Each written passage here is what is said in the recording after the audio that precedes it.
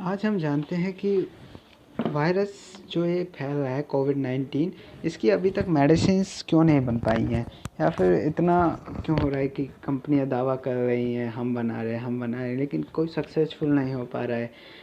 ठीक है, तो सबसे पहले समझना होगा कोरोना है क्या चीज़, फिर पता चलेगा कि क्यों नहीं हो रहा है ये सब। देखिए, कोरोना वायरस है, ये तो पता है आपको।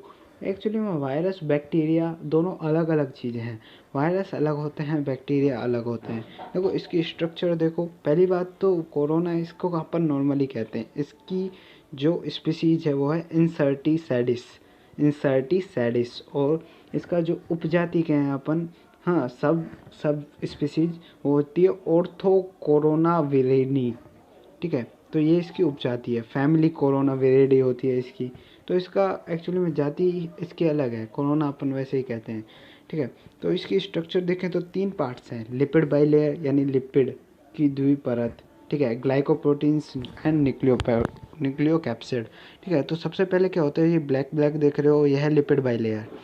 इसमें क्या होते हैं, ग्रीन ग्रीन ये धसे हुए हैं, इनको कहते हैं ग्लाइकोप्रोटीन। प्रोटीन एंड कार्बोहाइड्रेट जब जुड़ जाते हैं आपस में, हैं, वो ग्लाइकोप्रोटीन्स होती हैं। वो इसको स्टेबिलिटी प्रदान करती हैं। और जो ये इसका ये है जो आरएनए है, यानी इसका न्यूक्लिक एसिड है, ये होता है सिंगल स्ट्रैंड आरएनए, एसएसआरएनए। तो एसएसआरएनए के चारों ओर क्या पाया जाएगा, न्यूक्लियोकैप्सिड। न्यूक्लियोकैप्सिड क्या करेगा, स्ट्रक्चर को स्टेबल करेगा, इसको रेजिस्टेंट बनाएगा।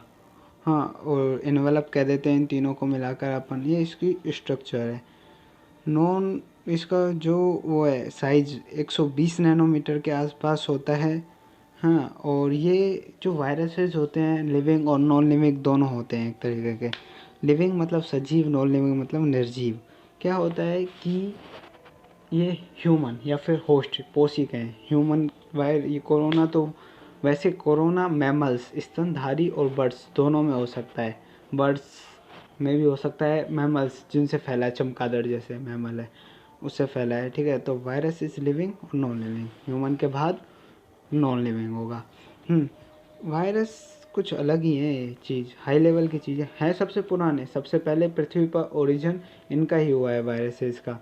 एक्चुअली में देखो तो वायरस होते हैं जो अपन इनको क्लासिफिकेशन में तो शामिल ही नहीं करते हैं, क्योंकि ज़्यादातर इनको नॉन लिविंग कहते हैं। अपन नॉन लिविंग कहना ज़्यादा बेहतर होता है इनको। तो क्लासिफिकेशन में कोई स्थान नहीं है। इतने सारे, अपनी 18 लाख के आसपास तो जातियाँ ही हैं, उनमें से इनको कहीं भी स्थान नहीं है। तो ऐसे ही है, कहर बरसा रहे हैं। मॉडिफाइड होते हैं। पहले सार्स 1 था, मतलब सार्स था। हाँ, सार्स का मतलब था severe acute respiratory syndrome. Syndrome यानी बहुत सारे रोग एक साथ होते हैं। सीवियर यानी भयावह, एक्यूट एक्यूट ढंग से होगा। रेस्पिरेटरी यानी श्वसन से संबंधित होते हैं। अब इसी को कोविड-19, इसको ही सार्स 2 कहते हैं। अब ये कहते हैं कि इनकी मेडिसिन्स होती क्या हैं। 2 तरीके की होती हैं बेसिकली देखें तो इनकी मेडिसिन। पहला है वैक्सीनेशन, हाँ, और दूसरा होगा एंटीवायरल्स होती हैं। वैक्सीनेशन में क्या होता है, अपन उसी वायरस जिससे जो कोरोना है, जैसे कोरोना सब कहर भर पा रहा है, ठीक है, उसी को उस आदमी में इंजेक्ट करेंगे। जैसे बच्चा है, छोटा पैदा ही हुआ है, जैसे होता है ना, क्या होता है कि टीके में उसको निष्क्रिय, मतलब इनएक्टिव रूप में या फिर थोड़ा कमज़ोर करके डाला जाता है, जिससे वो अपना फैला नहीं सके। लेकिन कोरोना ऐसा नहीं है, ये इनएक्टिव इतने आसानी से नहीं होता, क्योंकि मॉडिफाइड है। अपने जीनोम को मॉडिफाइड करता है ये काफ़ी अच्छे ढंग से। क्या होता है कि पहली पंक्ति के रूप में देखा जाता है टीकाकरण को। प्रारंभिक स्टेज यही है एक्चुअली में। वैक्सीनेशन, टीकाकरण रोग जो संक्रमित हो गए उनको नहीं बचा सकता, ये सिर्फ उनको बचा सकता है जो भी संक्रमित नहीं हुए। क्योंकि होता क्या है, इम्यूनिटी विकसित करना ही टीका का काम होता है, कि उसके खिलाफ एंटीबॉडीज़ बन जाए, हमारे माइंड में फिट हो जाए कि इस रोग से ऐसे लड़ना है। टी सेल्स, लिम्फोसाइट्स और न्यूट्रोफिल्स, ये तीनों होती हैं अटैकिंग WBC।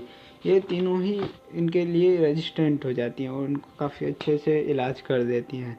हाँ, ऐसे ही क्या होता है कि टीका ऐसे ही है, अब बन नहीं पा रहा है इसका, इसलिए क्योंकि इसका देखो, टीका करने के टीकाकरण करने के लिए पहले इसको संवर्धन कल्चरेशन करना होगा, लैब में इकट्ठा भी तो करना होगा।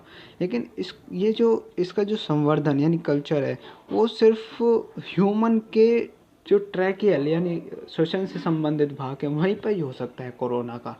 इसलिए इसका संवर्धन भी मुश्किल है, आसानी से संवर्धन भी नहीं हो सकता, तो इस पर एक्सपेरिमेंट कैसे करें ये और है ना।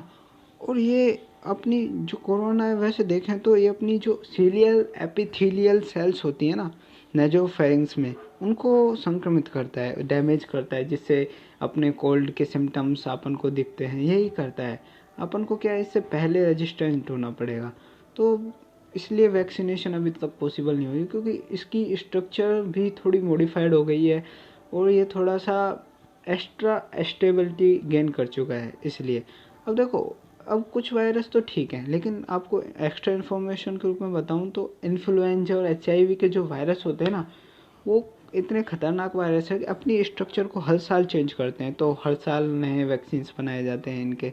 अभी तो HIV का इलाज अभी तक संभव नहीं है, बार बार चेंज मॉडिफाइड होते रहते हैं। अब एंटीवायरल ड्रग्स क्या होता है कि ये एंटीबायोटिक तो क्या है, उसकी नाग होती हैं एन ग्लूकोसामाइन वगैरह, उनको नष्ट, एन एसिटाइल ग्लूकोसामीन नाग नाम, एन एसाइटिल म्यूरामिक एसिड जो उसकी लिपोप्रोटीन में होती है उनको नष्ट कर देते हैं, जिससे उसकी स्ट्रक्चर ख़त्म तो वो भी ख़त्म।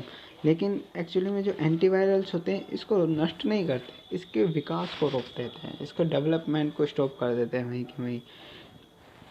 ऐसा ही होता है, उनको बहुत मुश्किल है एक्चुअली में। देखो बैक्टीरिया क्या है, एक अपने बॉडी के अंदर है, बाहर से खाता रहता है, अपनी ग्रोथ करता रहता है। आइडियल होस्ट, आइडियल मतलब परजीवी कुछ भी लगाओ, वो वही होता है जो अपने होस्ट को मतलब जिस पर रह रहा है वो उसको तो कम से कम क्षति पहुंचाए लेकिन अपनी वृद्धि सबसे ज़्यादा करे, वो होता है।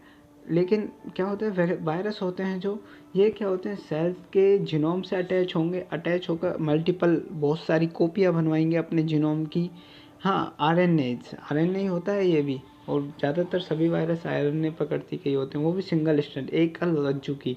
हाँ एक्चुअली में अब क्या होगा कि देखो अब ये मेजबान कोशिका को बिना नुकसान पहुंचाए, बिना वायरस, देखो मेजबान यानी ह्यूमन की जो कोशिकाएं उनको बिना नुकसान पहुंचाए वायरस से अटैक करना बनाना तो मुश्किल हो गया ना।